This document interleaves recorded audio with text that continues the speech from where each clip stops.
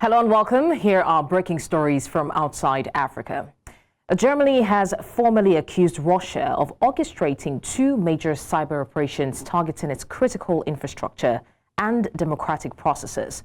Berlin says an August 2024 cyber attack on German air safety has now been definitively linked to APT-28, also known as Fancy Bear, a notorious Russian state-backed hacking group. At a press briefing, the Foreign Ministry also said Russia sought to influence February's general election through a coordinated online campaign known as Storm 1516. Officials say the Russian ambassador has been summoned, and Germany will take a series of countermeasures in coordination with European partners. The Russian embassy did not immediately comment. Wir können den Cyberangriff gegen die deutsche Flugsicherung im August 2024 heute klar dem Hackerkollektiv APT28, auch bekannt als Fancy Bear, zuordnen. Unsere nachrichtendienstlichen Erkenntnisse belegen, dass der russische Militärgeheimdienst GRU die Verantwortung für diesen Angriff trägt. Zweitens, wir können heute verbindlich sagen, dass Russland durch die Kampagne Storm 1516 versucht hat, sowohl die letzte Bundestagswahl als auch fortlaufend die inneren Angelegenheiten der Bundesrepublik Deutschland zu beeinflussen und zu destabilisieren, zu untergraben. Russland bedroht damit ganz konkret unsere Sicherheit, nicht nur durch seinen Angriffskrieg gegen die Ukraine, sondern auch hier bei uns in Deutschland.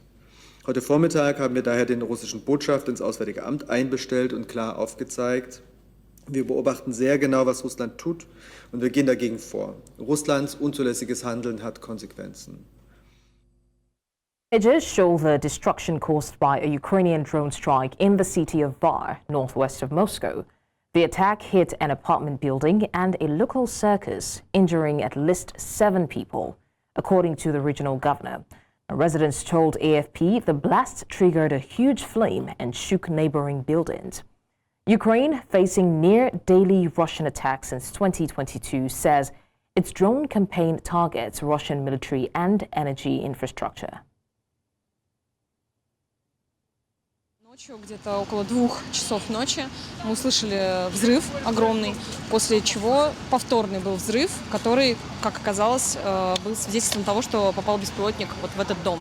Проснулся из-за того, что самый шум был, что-то такое прилетело, а потом взрыв. Окно открыл, и в соседнем подъезде горит сам подъезд. Ну, мы начали собираться уходить, что-то взорвалось, какое-то неприятность. Народ пошел, начали выходить. У меня машина рядом стояла, машину стекла вышибло, машину повредила осколком. Естественно, я испугалась, потому что наш дом содрогнулся тоже. Я начала в окно смотреть, там ничего я не обнаружила.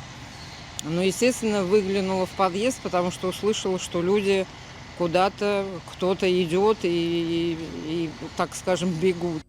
Когда подошли вот к этим окнам, которые выходят сюда, увидели большое пламя. Было очень сильное пламя. Это потом уже, когда потушили, было видно, какая трагедия и что там произошло.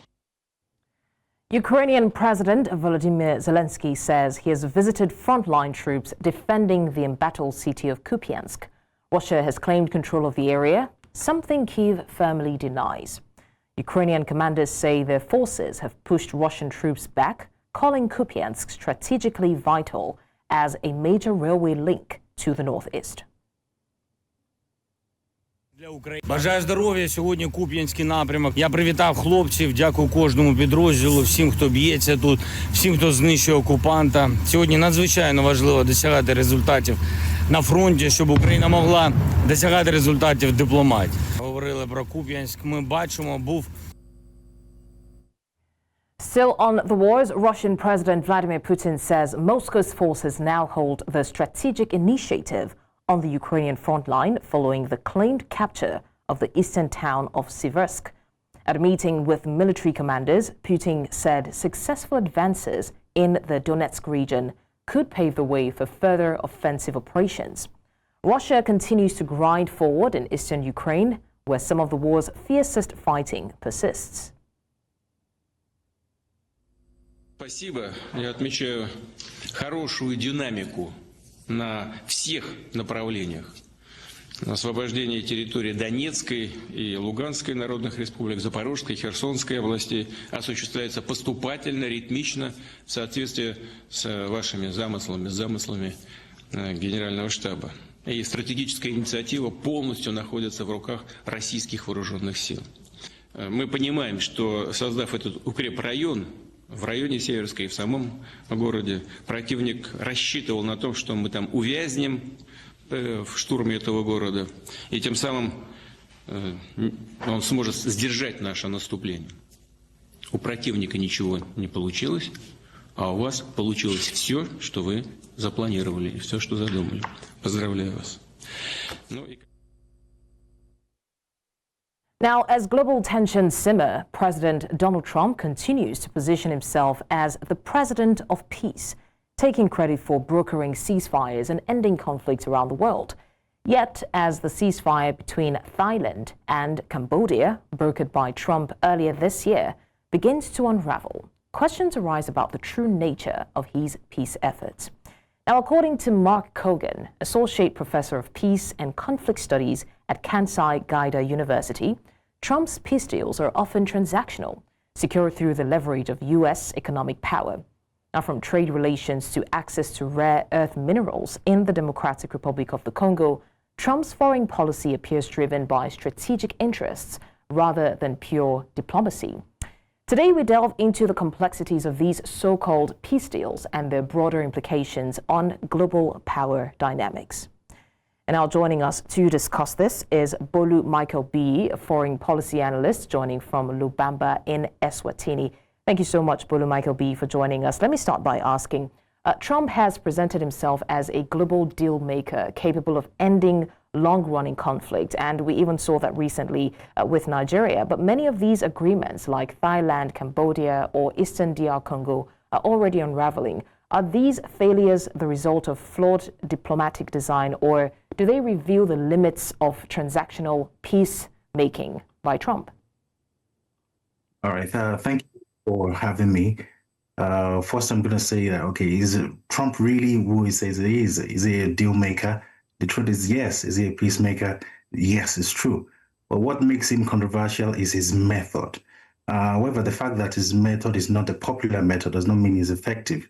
You know, there's no country that will have everlasting peace. We've seen from DRC to Ethiopia to Afghanistan, countries that were, at war, they became peaceful and then went back to war. So there's no deal that will promise everlasting peace. And the fact that he's not having immediate peace in that particular country does not mean he's not working, does not mean that it's not in process. For example, if there's a peace deal and they've been having, let's say 10 bomb strikes a day, then over time it reduces to 50, then 20. That's how it is. It has to be gradual. So the fact that there's still, residues of conflict here and there does not mean that the peace deal is not working. It's an indication that it's still in process. And there's no peace deal that is not transactional. We've seen that happen. It's not Trump will be the first person that will be having a transactional. We saw that in Afghanistan with President Obama. We've even seen that in Nigeria as a case study. We had the bombing of the blowing of our pipelines down south, and during the time of Yadra gave amnesty, there was peace, and then government tried to wean the bandits from the benefits that we're getting, and then Asari Dokubo came up again and started threatening the government, and then the area became unsettled again. So there's really any peace deal that is not transactional, and I would like to. A lot of people I know do not like Trump, but I would like to give him some grace and some time to actually see how his methods will pan out. His methods are not wrong, in my own opinion, if it has a medium or long-term plan to tackle the root causes. I am of what the school of thought that war is expensive and so is peace. And whatever we have to pay for that, for what's not to have people dying, then it's really worth it. So I feel Trump should be given some time, and let's see how his plan would unravel.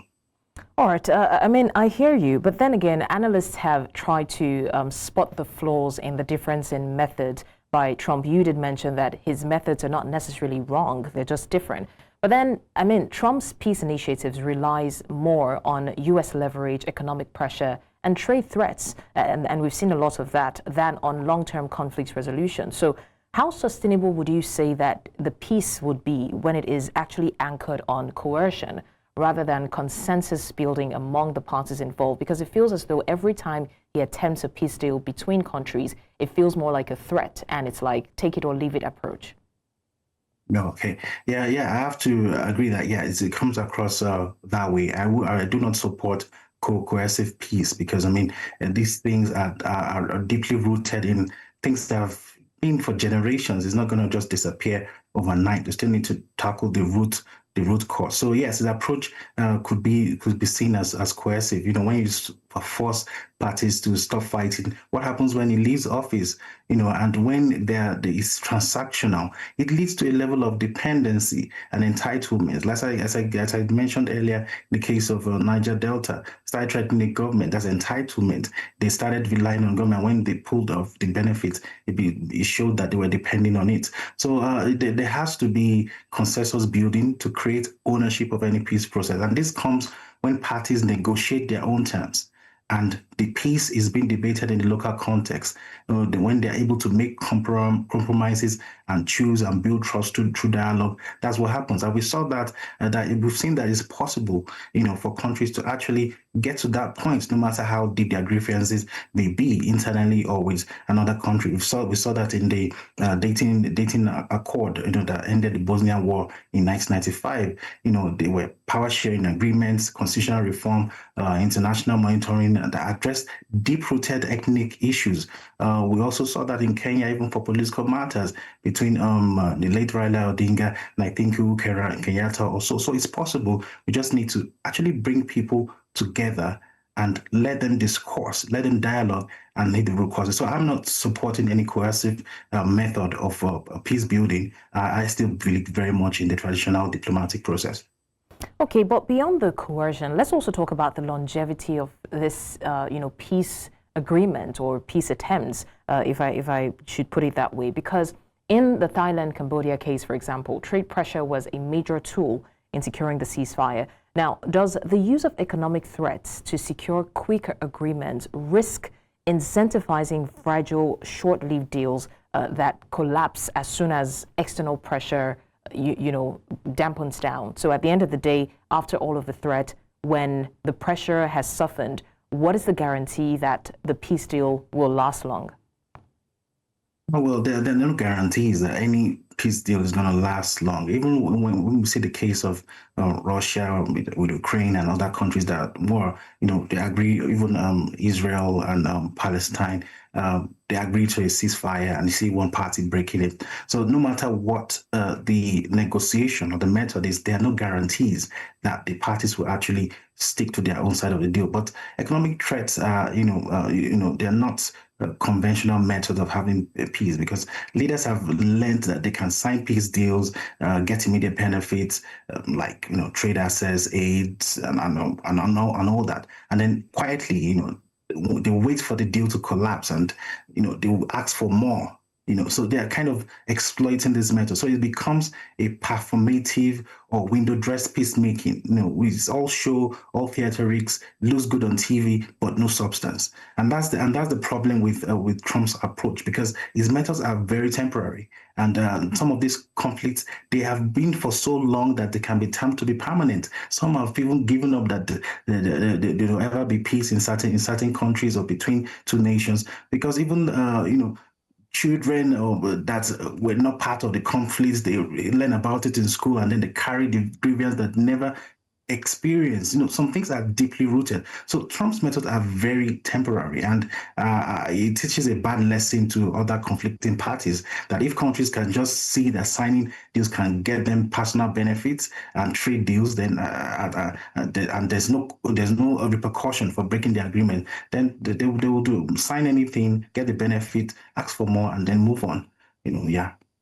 All right, Volodymyr B, before we let you go, and for want of time, we'd just like to get your final thoughts on this regarding the peace deals that has been signed across the world and how long they would actually last with this method of Trump's. Well, it's time will tell. Time will tell. Like I said earlier, that most deals, I believe that most peace agreements are very transactional. You have to give something to get something. You know, you have to give up to go up. You know, that's just how it is. You know, each party, each warring party, they have their own interest. We have to meet that interest. They have to compromise. Somebody has to let go of something. Somebody has to get. So it's transactional. So it's only time that will tell how effective Trump's method is going to be. And I'm of the opinion that it's only a good method if it has in the medium, fine, we have short-term method, but if the medium term is to sort the root causes, then Trump's method would, in my opinion, it's a valid one, minus the coercion or threats, of course. All right, foreign policy analyst Bolu Michael B., thank you so much for lending your voice to this very important conversation.